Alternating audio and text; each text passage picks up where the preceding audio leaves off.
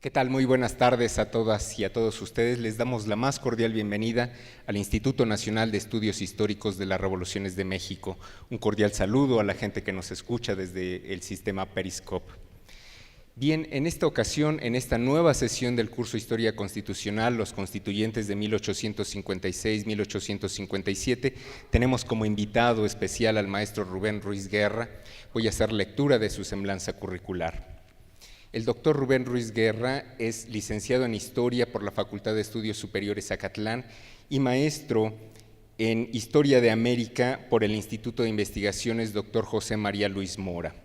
En la actualidad es director del Centro de Investigaciones sobre América Latina y el Caribe, CIALC, de la UNAM, y profesor del Colegio de Historia por la Facultad de Filosofía y Letras de la UNAM. Sus líneas de investigación versan sobre moral pública y religión en el liberalismo latinoamericano del siglo XIX, diversidad religiosa en América Latina y relaciones internacionales en América Latina durante el siglo XIX. Entre sus publicaciones destacamos los siguientes títulos: Libertad religiosa, pilar de la libertad política, editado en 2004. Es compilador de la obra Libertad religiosa en Iberoamérica, compilación de legislaciones, de 2006. Más allá de la diplomacia, relaciones de México con Bolivia, Ecuador y Perú, 1821-1994, editado en 2007, y también es coordinador del libro Miradas a la Reforma, de 2011. Con ustedes, el maestro Rubén Ruiz Guerra.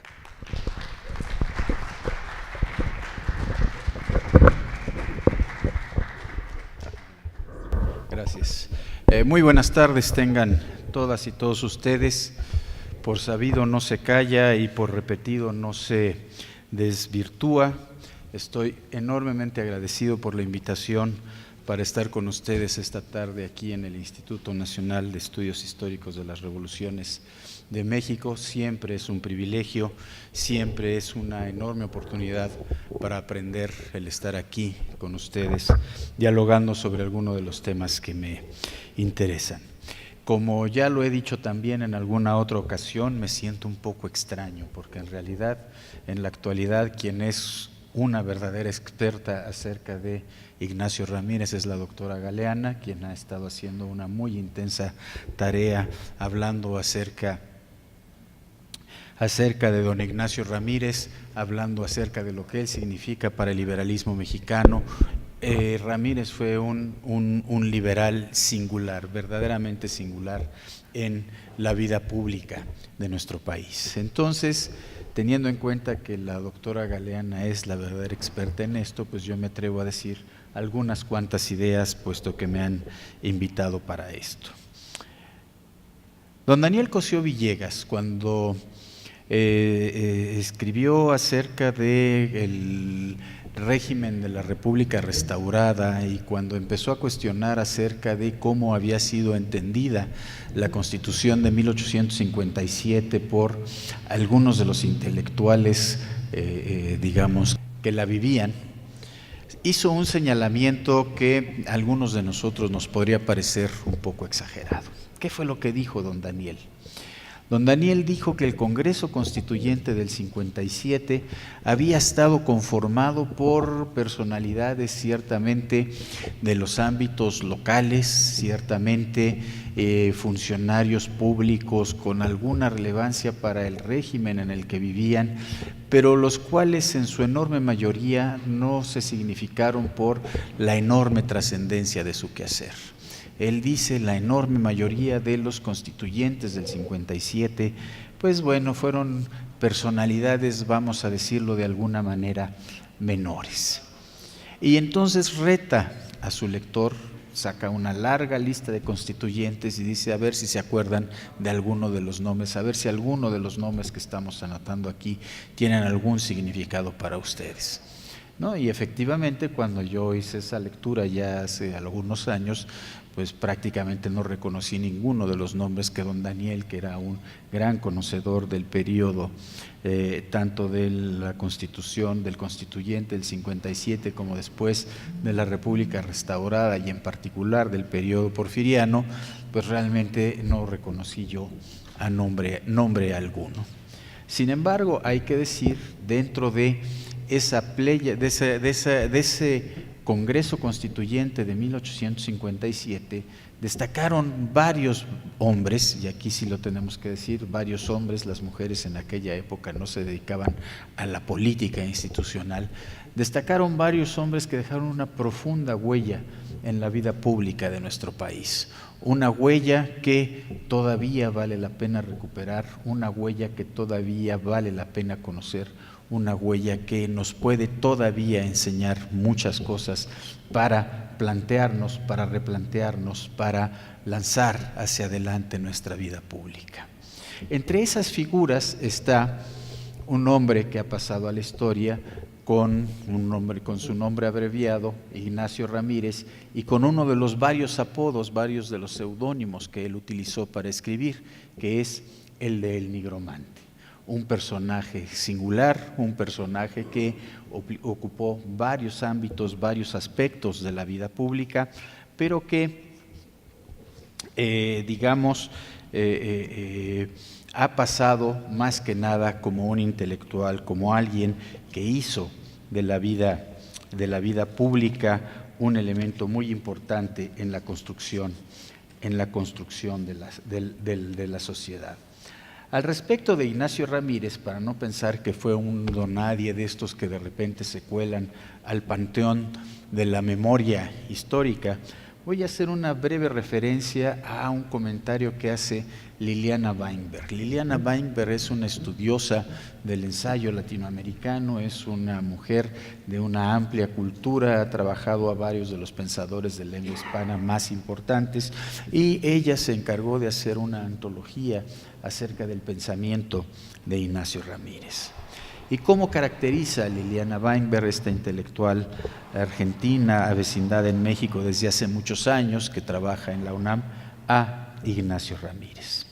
Ella lo califica así: crítico de las costumbres, escritor, abogado, político, orador, periodista, parlamentario, polemista, reformador, maestro, conferencista, ya me cansé, académico, juez, ciudadano distinguido de la República de las Letras, observador de espíritu científico, naturalista, geógrafo e historiador e indagador de las antigüedades mexicanas, filólogo, poeta, dramaturgo, ensayista.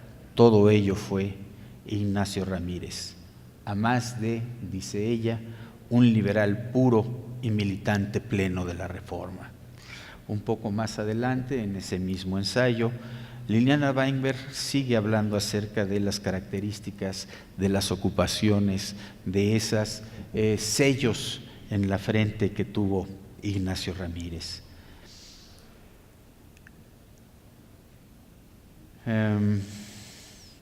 Todas estas acciones, todas las hizo Ignacio Ramírez como parte de un destino fundador de una nación moderna. Y aquí tendríamos que señalar que estos intelectuales del siglo XIX, estos que ocupan un lugar privilegiado en la vida pública del país a partir de la década de 1840, se plantearon esa inmensa tarea, la tarea de fundar una nación moderna. Decía, todas estas tareas las asumió como parte de un destino fundador de una nación moderna, crítico del viejo orden conservador y tradicionalista, renovador de la vida social, creyente en la capacidad movilizadora de la razón, la ciencia y la educación, con el fin de cambiar los destinos de una patria, un Prometeo inquietante y genial, un miembro del Parnaso mexicano que arrebata al orden conservador los viejos saberes que es necesario hacer funcionar de nuevo a la luz de las nuevas ideas del siglo. Y aquí está el otro elemento que caracteriza a nuestro personaje del día de hoy. Sí, fue todas esas cosas y probablemente todavía más. Fue un gran intelectual, un intelectual, podríamos pensar, renacentista, de estos que abordan prácticamente todos los ámbitos del saber humano, de estos que emprenden tareas que tienen que ver, que implican el conocimiento de muchas de las disciplinas cultivadas por el ser humano, pero al hacerlo lo está haciendo planteándose la idea de crear una nación moderna. Esto a mediados del siglo XIX. Todavía a principios del siglo XXI nos estamos proponiendo hacer de la nuestra una nación moderna, para que vean que esta es una tarea como de Sísifo, si seguimos con las significaciones, si seguimos con los símiles que tienen que ver con la cultura grecolatina. Efectivamente, Ignacio Ramírez entonces fue un personaje polifacético, fue un personaje que se planteó la necesidad, la conveniencia, la tarea indispensable de hacer de la nuestra una sociedad moderna. ¿Y para qué hacer una sociedad moderna de la nuestra? Para romper una serie de estructuras, una serie de ataduras, para romper una serie de costumbres, para romper una serie de vicios, para romper una serie de atavismos que nos atan y que no nos permiten desarrollarnos con plenitud, pero sobre todo al desarrollarnos no nos permiten darnos una vida plena como mexicanos, no le permiten a la enorme mayoría de los mexicanos, a la enorme mayoría de las mexicanas, tener los elementos mínimos indispensables para poder vivir, alguien diría, decentemente.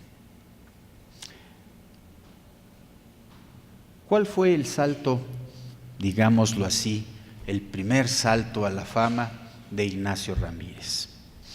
No sé si ustedes recuerden que hubo un hotel del Prado, ahí enfrente de la Alameda, que se cayó cuando los sismos del 85, y no sé si recuerden que en ese hotel del Prado, en el lobby, había un mural muy famoso que quedó sin mayores lastimaduras del sismo y que fue trasladado y al que se le construyó un edificio especial que es el Paseo Dominical en la Alameda, si lo recuerdan, ¿verdad?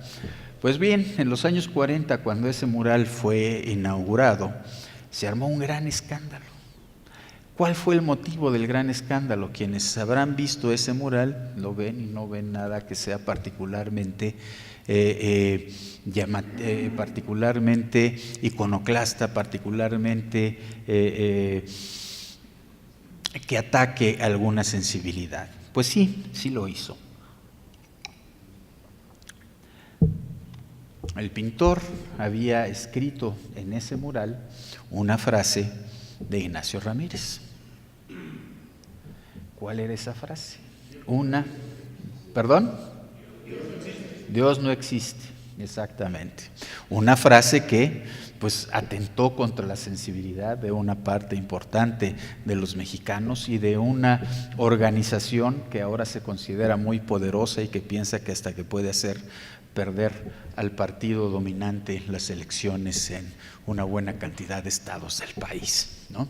Efectivamente, la Iglesia Católica, las sensibilidades de la sociedad católica se vieron afectados por esa frase. Pero esa frase no es una invención del pintor, es una invención justamente de Ignacio Ramírez.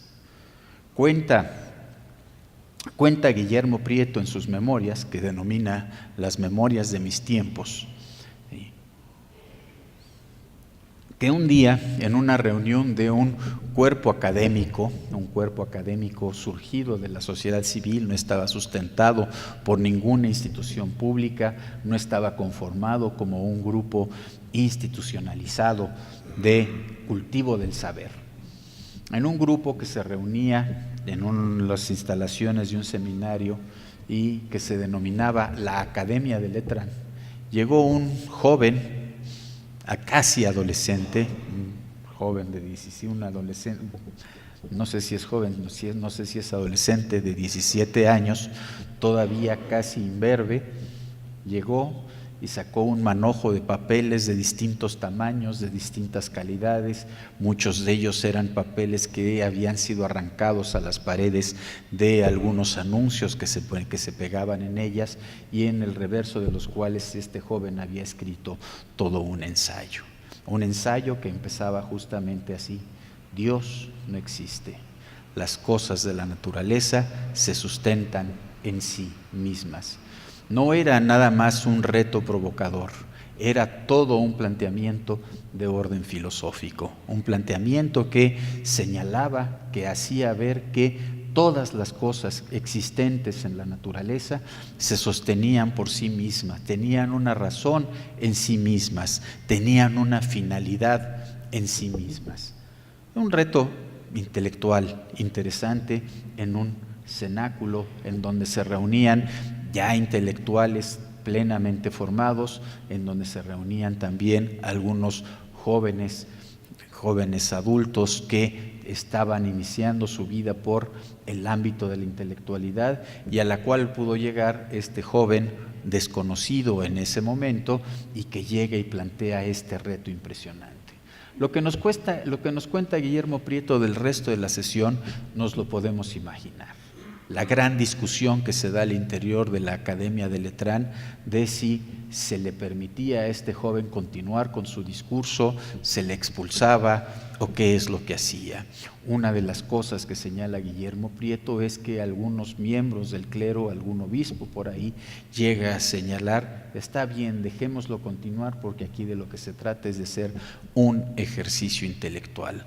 Insisto, un ejercicio intelectual que en realidad está retando los fundamentos, las bases de cómo es concebida la sociedad mexicana en ese momento.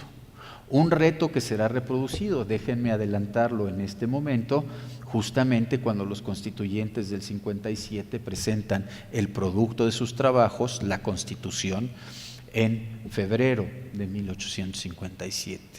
Cuando ellos lo que señalan, aunque sí dicen que es gracias a Dios y que la divina providencia les ha permitido llegar a conformar ese documento constitucional, esa Carta Magna, lo que señalan también es que en realidad toda la estructura política de la sociedad depende no de Dios, no de la divina providencia, no de alguna figura ultraterrena, sino depende de la soberanía del pueblo.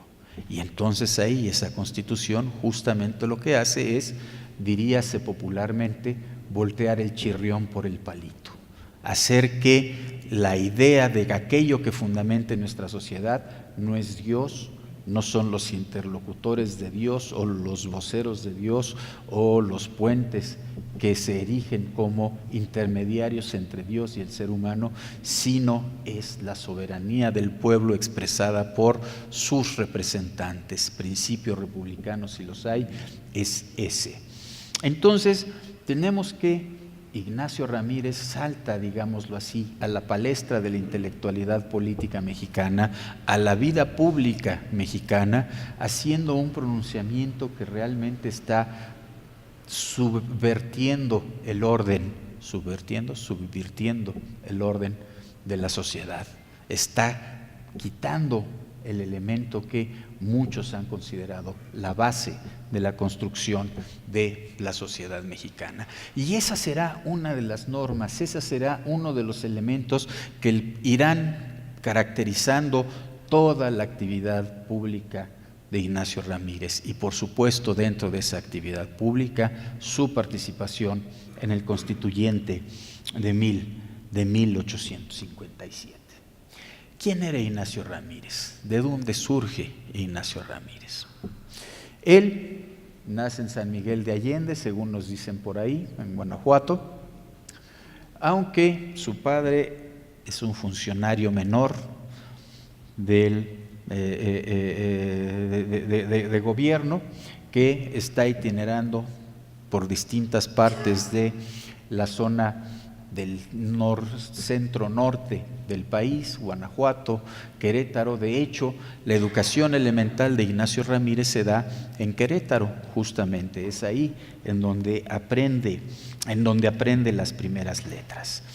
Pero particularidad importante de la figura de su padre, de Lino Ramírez, es que fue un federalista convencido, un republicano federalista convencido, y fue parte de los defensores de eso que hemos llegado a conocer como la primera reforma, la reforma de 1833, liderada por un intelectual y un político. El intelectual José María Luis Mora, el político Valentín Gómez Farías. Entonces, ya digamos de cuna, Ignacio Ramírez trae, vamos a decirlo metafóricamente, los genes de una visión republicana de las cosas, pero sobre todo, y más importante aún, trae una conciencia social que será otra de las características de su vida. Ya cuando veamos su participación en el Constituyente del 57, creo que lo podremos explicar, lo podremos expresar mejor. Ramírez se forma como abogado.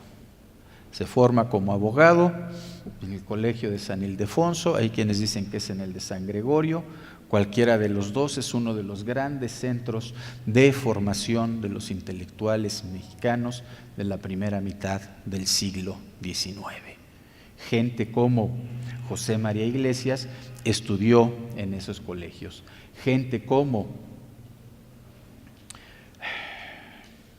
Juan Bautista Morales estudiaron y luego enseñaron en esos colegios.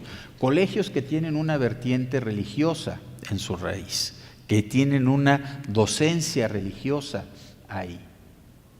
Sin embargo, que son espacios en donde se va a dar una enseñanza en la que se cuestionan muchos de los elementos que se van a ir, que se están conformando en ese momento, como la visión, la nueva visión católica del siglo XIX. Y aquí nada más hago un paréntesis para insistir en esta idea.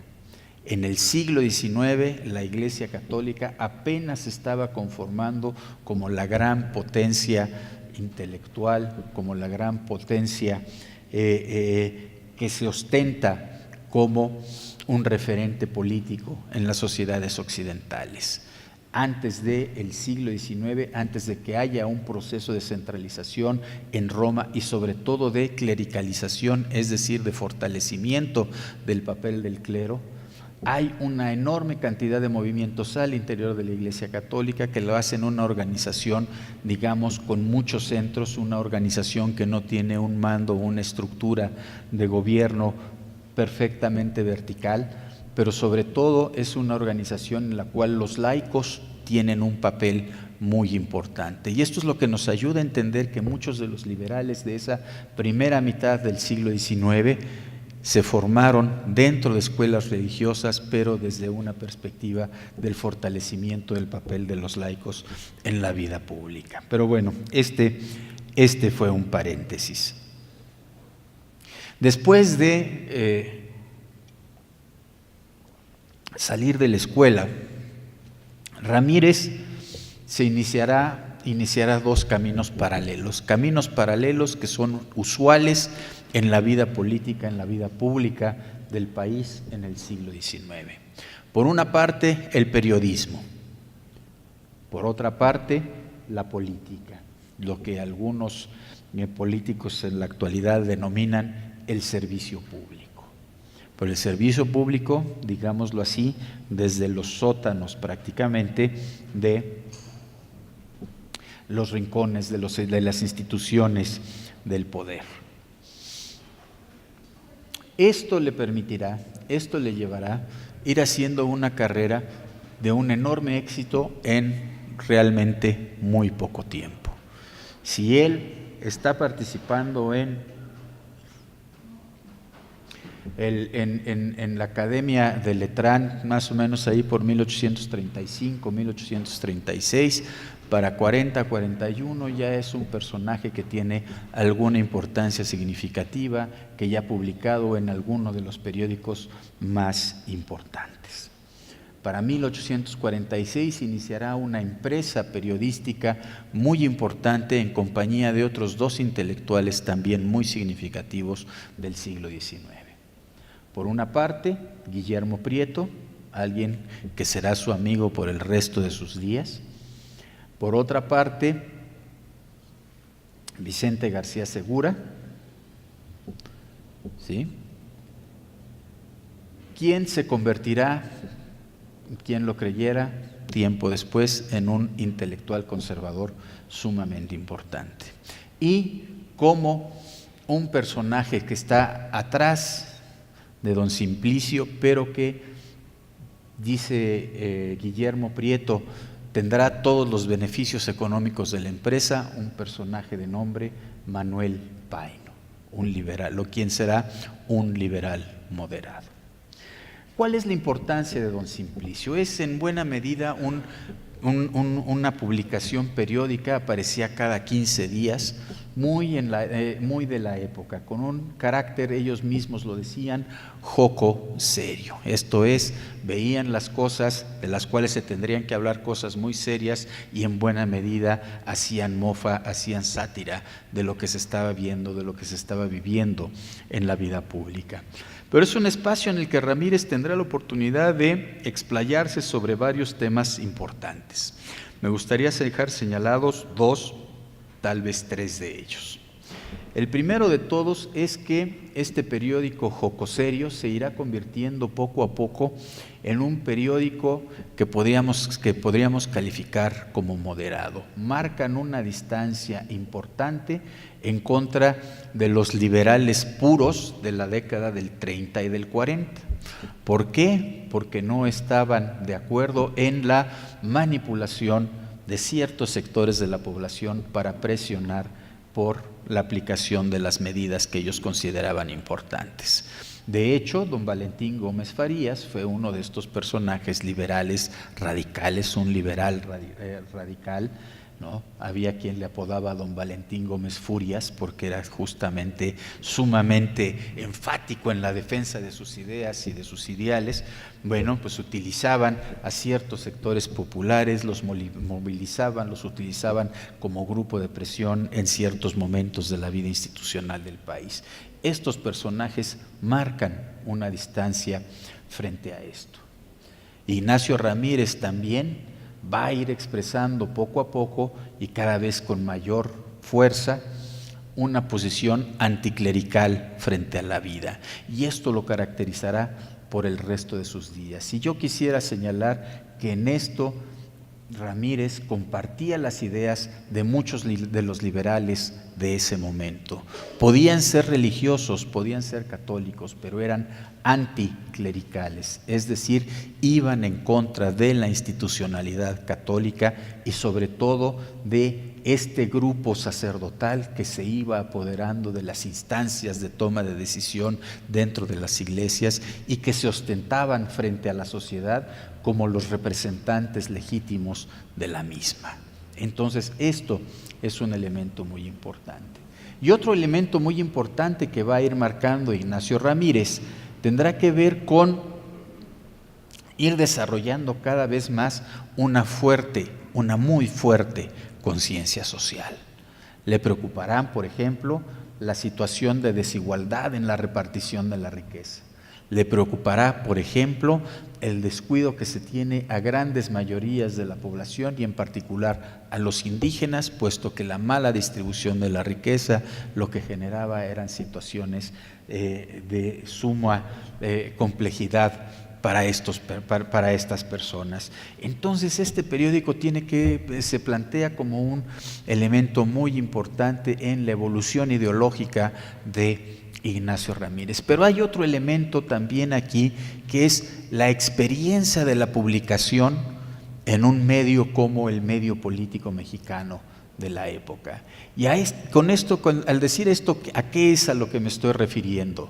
Me estoy refiriendo fundamentalmente a que ellos sufren en carne propia la represión a la prensa, lo cual los hará cada vez más firmes defensores de lo contrario, de la libertad de expresión, de la libertad de imprenta como uno de los elementos centrales, como uno de los elementos fundamentales en la construcción de la sociedad. Después de esta experiencia, Ramírez, que va, insisto, avanzando en su carrera como servidor público,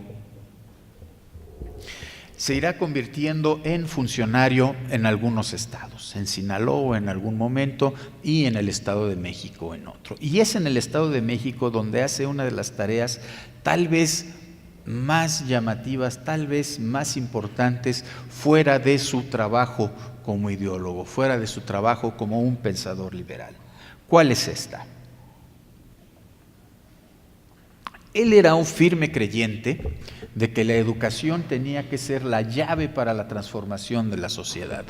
Solo la educación, una educación que estuviera dirigida a atender las necesidades de la gente que lo recibía, pero que le permitía a su vez ir construyendo sus instrumentos para transformar la sociedad en la que vivía. Eso era la educación por la cual él abogaba. Y por supuesto, él decía, para poder lograr esto tenemos que quitar a los clérigos, tenemos que quitar a los ministros de culto del control de la educación. Él decía, hay que educar, pero hay que educar para transformar la sociedad. Y entonces él propuso una medida sumamente interesante, en una época en la cual este tipo de medidas no existían, que fue ¿cuál? Crear una beca para que un estudiante de zonas indígenas depauperadas pudiera ir a la escuela, pudiera educarse y de esa manera transformar su vida y transformar la vida del entorno en el cual estaba desarrollándose. Uno de los beneficiarios de esa política, de esa política, fue un hombre que se llamaba Manuel Altamirano. Bueno, en esa época un jovencito que llegó a convertirse a finales del siglo XIX en, podríamos decirlo de alguna manera, el gran intelectual del liberalismo mexicano de los últimos años del siglo XIX. Este personaje, nuevamente un liberal radical, que plantea con su obra literaria, plantea con su obra ensayística y plantea con su trabajo en la normal que se crea en la normal de maestros, y como su trabajo como maestro plantea la posibilidad, la necesidad de transformar la sociedad a través de la educación. Altamirano recuerda cuando él como niño va caminando hacia Toluca para dirigirse al Instituto Científico y Literario, todavía descalzo, todavía con ropas muy pobres y sin recursos para comprar sus libros. Y es gracias a una beca como estas que él puede convertirse en ese intelectual que llegó a ser. Y esta fue una idea, y esto nos habla claramente del personaje, de la figura de Ignacio Ramírez.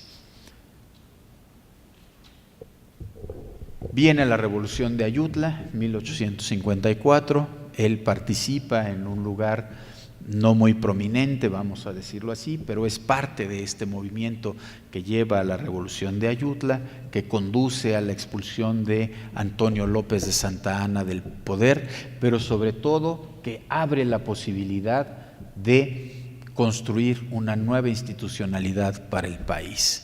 Se dice que el plan de Ayutla es un plan que es muy incompleto, que es un plan que realmente no está marcando una pauta clara de hacia dónde debe caminar la sociedad, pero lo que sí es un hecho es que el plan de Ayutla marca la necesidad de renovar la institucionalidad política en este país, y es justamente lo que abrirá la oportunidad para que se organice el Congreso Constituyente de 1856-1857. ¿Por qué es importante el gobierno que surge de la Revolución de Ayutla y después la Constitución de 1857? Porque realmente marca un antes y un después en la vida institucional de nuestro país. Marca la posibilidad real de construir instituciones que ahora sí hagan saber a los mexicanos y al mundo que se está planteando un nuevo proyecto de nación. Ciertamente, cuando se logra la independencia ya en 1821, hay esta idea de que estamos creando una nueva nación, pero las instituciones jurídicas todavía son las instituciones del régimen colonial. Ciertamente hay instituciones políticas que se están creando, pero todavía existe un entramado jurídico que nos remite al mundo colonial. Lo que se trata de hacer con la Constitución de 1857 es justamente crear un entramado moderno para la construcción de la sociedad moderna que se quiere para el país.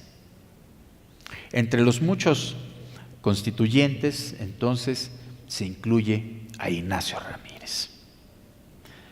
¿Cuáles fueron las características de la participación, que fue bastante amplia, de Ramírez en el Congreso Constituyente de 1857? En primer lugar, Ramírez fue un defensor de las libertades institucionales como un principio rector para la construcción de instituciones en este país.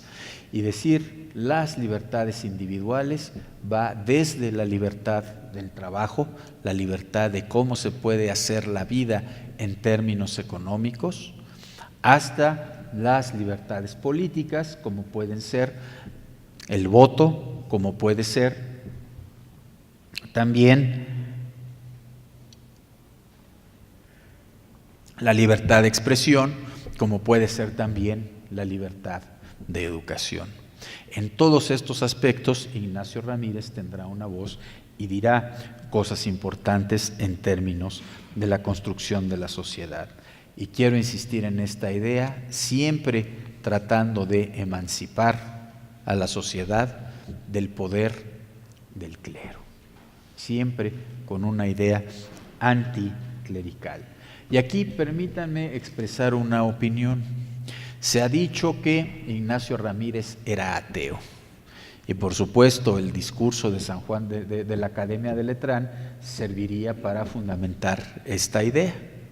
Pero cuando uno lee una buena cantidad de textos de Ramírez se va a dar cuenta de que pues ateo no era en realidad. Más bien esa frase fue una provocación para llamar la atención, para poder plantear un nuevo modelo de sociedad.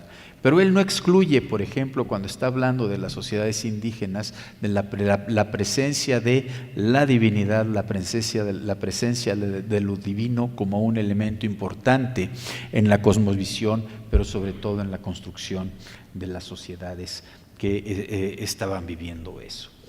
Y quiero insistir en esto. Entonces es anticlerical, no antirreligioso. Entonces, sí apoya todas las medidas que en buena medida quitan poder al clero. Pongamos, por ejemplo,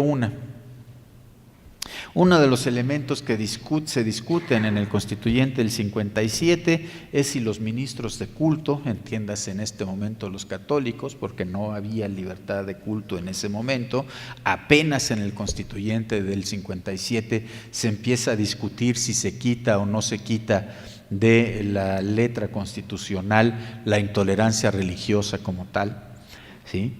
Cuando se está discutiendo el tema del voto de los ministros de culto, Ramírez dice con toda claridad pues que los ministros puedan votar cuando quieran votar, nada más que tienen que cumplir con una condición, que es que dejen de obedecer a Roma en sus lineamientos para participar en la vida política. ¿Y esto por qué? Porque la Iglesia Católica en el proceso de centralización, uno de los determinantes que había puesto para el accionar de los ministros de culto en la sociedad era que tenían que obedecer siempre a sus superiores en las instrucciones que estos les daban. Entonces, la libertad individual de votar, de expresar su parecer acerca de cómo se debería de hacer la administración pública, Ramírez la defendía. Sin embargo, trataba de quitar este elemento clerical del control de estos votos. Pero así como eso, hubo otros puntos que fueron muy importantes para él. Por supuesto, él era un firme convencido de que no deberían existir los tribunales especiales, esos que con la ley Juárez se habían eliminado y que la Constitución mantuvo. No debía haber fueros especiales, entre otros tribunales eclesiásticos, ¿sí? un elemento importante, y en esto podemos adentrarnos en otro de los temas sociales muy importantes, muy caros, muy queridos para Ignacio Ramírez, fue la secularización del matrimonio, tema que seguimos discutiendo en nuestra sociedad, ¿verdad? Otro de los elementos en donde la Iglesia Católica dice: nosotros tenemos la verdad y esa es la que los mexicanos quieren. ¿Qué es lo que decía Ramírez al respecto? Él decía: el matrimonio es un contrato civil, no es más, no es menos.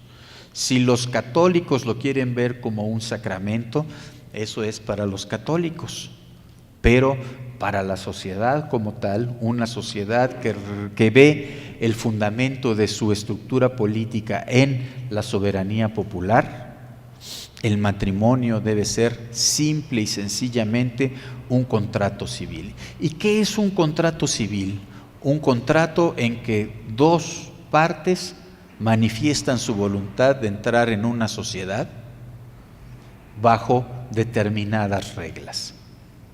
Y por lo tanto, y aquí está un elemento nuevo de lo avanzado del pensamiento de Ramírez, por lo tanto, si es una sociedad en la cual dos personas están entrando por voluntad propia, es una sociedad que se puede terminar. ¿Y qué quiere decir en términos del matrimonio que se puede terminar la sociedad? El divorcio, exactamente. Ese que, pues también para la Iglesia Católica, ya medio lo aceptan, pero todavía le ponen muchas trabas y no les gusta mucho, ¿sí? Pero que en una sociedad como la mexicana costó muchísimo trabajo establecer. ¿Por qué? Porque él decía que si era un contrato civil, el contrato civil tenía un principio y entonces debía tener un final. No podía hacerse un contrato civil abierto hasta que se muriera una de las partes. Tenía que tener un principio y un final. Y este es uno de los elementos que me hace insistir en esta idea del anticlericalismo. Y este es uno de los elementos que me hace pensar también lo importante que es el laicismo en una sociedad como la mexicana, en la cual justamente los preceptos que deben regir al conjunto de la sociedad deben ser preceptos que están por encima de los preceptos que se puedan establecer en una, en otra o en otra práctica de fe. ¿Por qué? Porque se trata de que no haya una práctica de fe dominante. ¿Por qué? Porque si lo hubiera, estarían obligándose por medios civiles a ser practicantes de una forma de fe. Que es lo mismo que sucedía, por ejemplo, con la obligación civil que existía hasta antes de las leyes de reforma, hasta antes de la Constitución del 57, de el respeto a los votos clericales, a los votos monásticos, por ejemplo. Si los votos monásticos se podían mantener por la coerción de las fuerzas públicas, pues ya se estaba obligando a alguien a ser religioso sin querer serlo. En fin, esos son algunos de los elementos de esta visión anticlerical, de esta visión liberal pero anticlerical de Ignacio Ramírez. Pero hay tres temas más sobre los cuales me interesaría muchísimo insistir. En primer lugar, el tema de la mujer.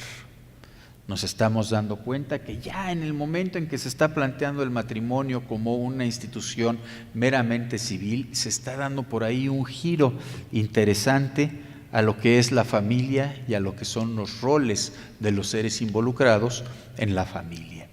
Y justamente uno de estos elementos dentro de la familia es el de la mujer. Mediados del siglo XIX. Ciertamente ya tenemos mucho trabajo historiográfico que nos ha permitido ir recuperando poco a poco la memoria de distintos roles sociales y económicos que mujeres han tenido en la sociedad, tanto en la novohispana como en la sociedad mexicana posterior a la independencia. Sin embargo, la generalidad de las mujeres estaban en una posición de inferioridad frente a los varones. Ramírez lo resumía muy sencillamente: las mujeres no son ciudadanas. Y de ser no son ciudadanas no solo es decir, no tienen capacidad para votar, no se les permite votar. Nosotros recordamos que en la historia de las sociedades occidentales el voto femenino será ganado con muchísimos esfuerzos ya hasta el siglo XX, y en el caso de la sociedad mexicana ya hasta la década de los 50, si mal no recuerdo, ¿no? O sea que muchos de nosotros pues todavía nacimos cuando las mujeres no tenían derecho a votar. Bueno, no es nada más no se circunscribe solo a eso el concepto de la ciudadanía de la mujer.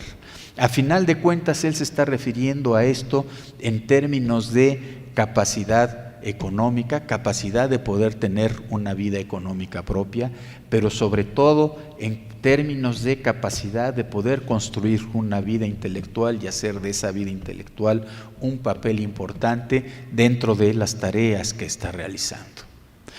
Estamos pensando de un personaje todavía del siglo XIX, no estamos hablando de un ultradefensor de los derechos de las mujeres de principios del siglo XXI, así es que no estemos esperando la liberación y la ruptura del techo de cristal y una serie de cosas más.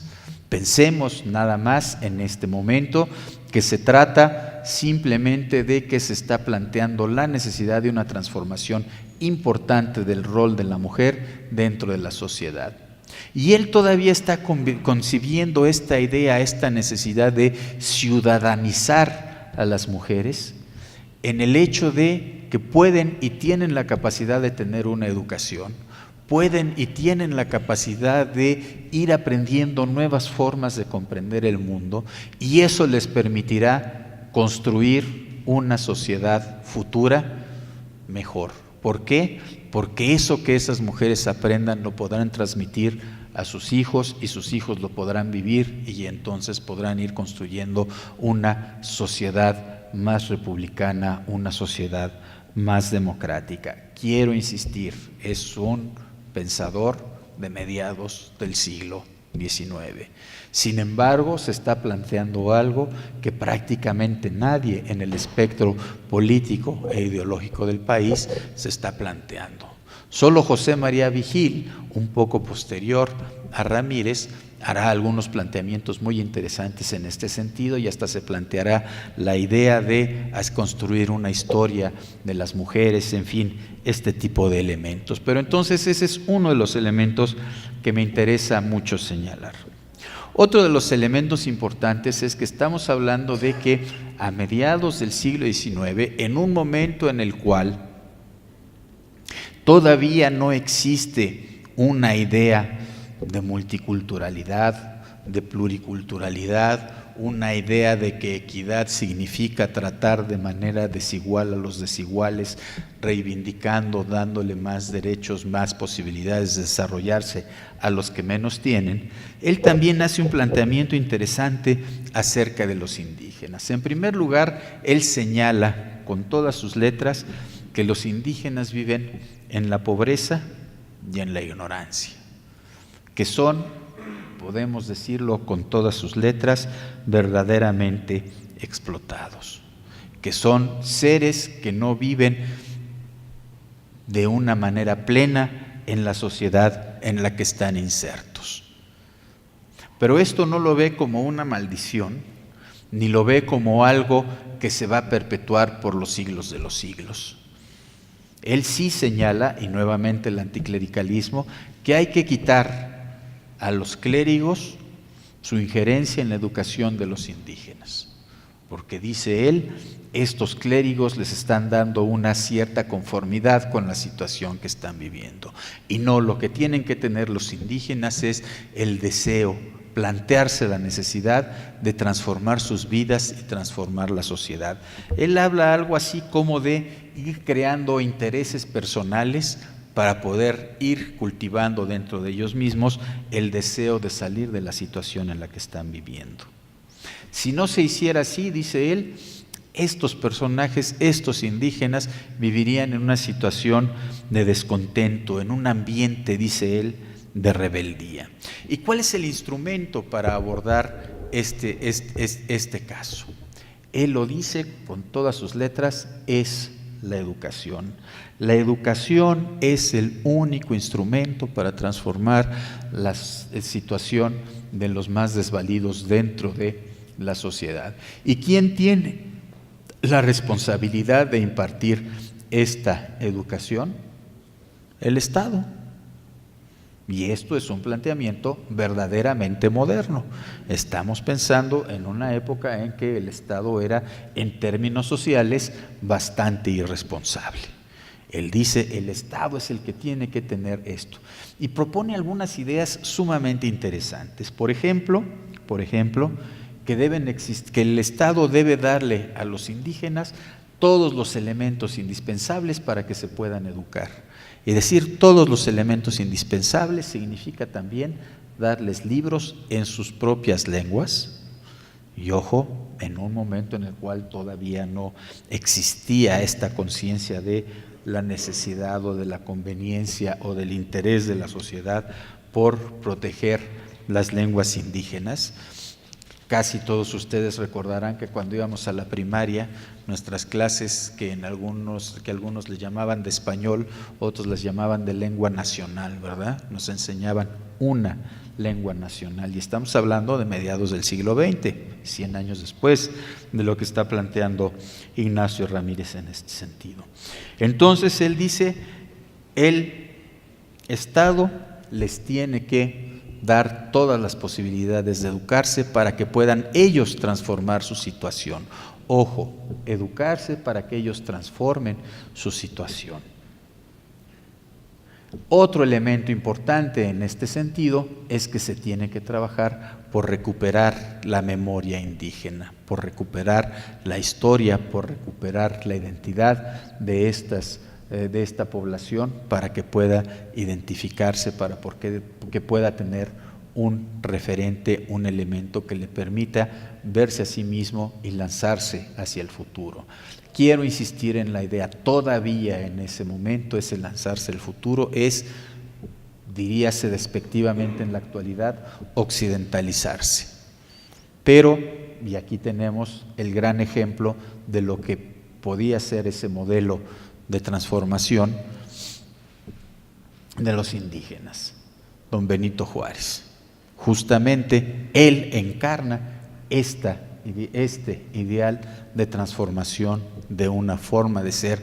Benito Juárez, quien viene del sector más marginado entre los marginados, un huérfano en una comunidad indígena bastante aislada de la sociedad, que ve la redención en un primer momento en irse a vivir a la casa en donde su hermana está trabajando como sirvienta. Eso era el modelo de redención. Un personaje que terminó convirtiéndose en un líder de talla mundial, ¿sí? Ese es el modelo que se está planteando y ese es el modelo que defiende Ramírez. Claro, me podrán decir, Juárez era la excepción, ¿sí? Juárez era la excepción. Pero hay otros personajes que están viviendo procesos semejantes y volvemos al caso de Ignacio Manuel Altamirano. Es muy claro para Ramírez que la sociedad mexicana es una sociedad profundamente, dolorosamente desigual. Y eso es algo que de repente como que queremos hacernos de la vista gorda. Y eso hasta la actualidad es uno de las terribles realidades de nuestra sociedad. Vivimos en una sociedad profundamente desigual. Y así como en la actualidad habrá mexicanos que puedan decir tenemos uno de los hombres más ricos del mundo, como Carlos Slim, en el siglo XVIII se podía decir tenemos uno de los hombres más ricos del mundo, el conde de Regla, por ejemplo. Una sociedad que se ha caracterizado por una terrible distribución de la riqueza. Y nos dice Ignacio Ramírez, esa pobreza, esa desigualdad, ¿sí? Por una parte, se debe a la rigidez de las estructuras sociales. Pero ¿saben cuál es el problema más grande que ve Ramírez en este sentido? El problema más grande es que esa desigualdad esa pobreza lo que hace es que las libertades democráticas, las libertades de una sociedad moderna sean impracticables.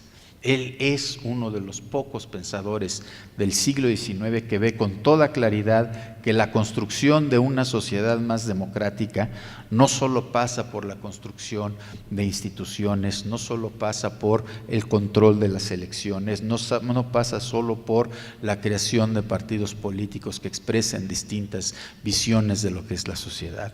La construcción de una sociedad verdaderamente democrática pasa ¿por dónde? Por darle a las mayorías una posibilidad de vida razonable, que no estén viendo cómo hacen para sobrevivir, que vean sí cómo viven, no sobreviven, cómo viven y cómo se pueden plantear lo que quieren dentro de su sociedad.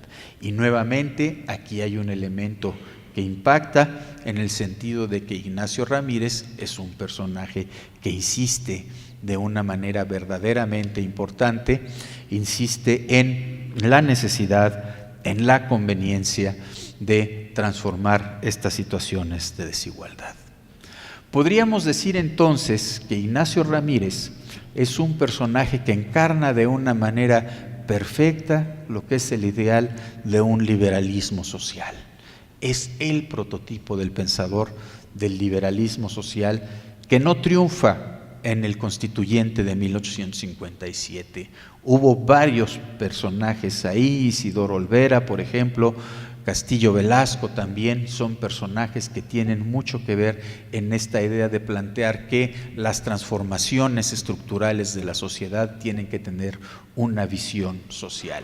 Y aquí tenemos que tener nosotros también muy claro, y esto es para nuestro presente, que toda transformación de la sociedad tiene que tener un compromiso social en la base. Si no hay ese compromiso social, estamos arando en el mar.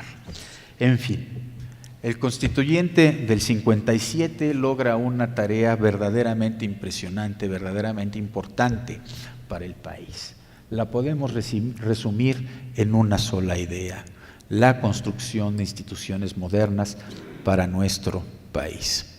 Por supuesto, esa construcción de instituciones modernas tuvo que pasar, lamentablemente, por varios procesos sumamente dolorosos. Con todo lo importante y con todo lo brillante que fue don Edmundo O'Gorman, yo disiento profundamente de aquella idea que él escribió para conmemorar el centenario del triunfo de la República, cuando él decía que liberales y conservadores luchaban por lo mismo. No luchaban por lo mismo. Fue una lucha encarnizada por modelos distintos de sociedad. Una lucha que llevó realmente a un desangrarse de nuestra sociedad, a una polarización dentro de nuestra sociedad, y es justamente esa polarización, no en términos económicos, no en términos sociales, sino en términos ideológicos y de proyecto de nación, lo que llevó a una terrible situación en los años finales de los años 50 y los años 60 y todavía hasta los años 70 del siglo XIX. Fue una situación verdaderamente terrible. Aquí el punto es que personajes como Ignacio Ramírez ayudaron a ir construyendo un modelo de sociedad que se consideraba ideal. Después del triunfo de la República, Ramírez, que participa dentro de estas estructuras de gobierno constitucional, llegará a la Suprema Corte de Justicia, donde vivirá sus últimos años como servidor público y en donde ya su papel como ideólogo liberal pasará a un segundo plano.